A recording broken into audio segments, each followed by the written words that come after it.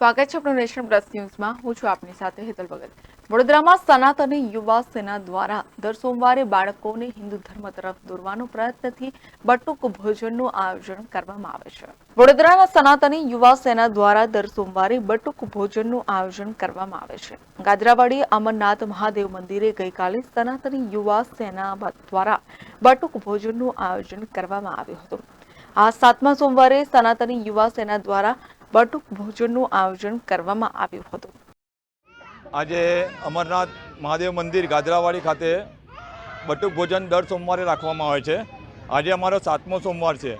નાના બાળકોને પહેલાં તો અમે રામધૂન બોલાવીએ છીએ, પછી હનુમાન ચાલીસાનો પાઠ કરાવીએ છીએ અને હિન્દુ સંસ્કૃતિ તરફ આપણા બાળકોને દોરવાનો એક પ્રયત્ન કરી રહ્યા છે કે આપણા બાળકો ખેલકૂદની સાથે આપણા ધર્મ પ્રત્યે જાગૃત થાય, આપણા દેવી દેવતાઓ પ્રત્યે એ લોકોને જાણકારી મળે, તે હેતુથી અમે આ કાર્યક્રમ કરીએ છીએ.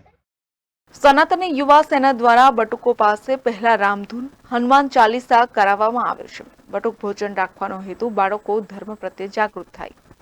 આ સનાતની યુવા સેના દ્વારા કાર્યક્રમ આયોજન કરવામાં આવ્યું છે. ગાજરાવાડી વિસ્તારમાં આવેલ અમરનાથ મહાદેવ મંદિર ઉપર દર સોમવારે નાના બાળકોને જમાડવામાં આવે છે. સાથે સાથે એમને શ્રીરામની ધૂન છે, હનુમાન ચાલીસાના પાઠ જેવો કરવામાં આવે છે ને હિન્દુ સનાતન સંસ્કૃતિ તરફ એમનું ધ્યાન દોરવામાં આવે છે નાના બાળકોનું.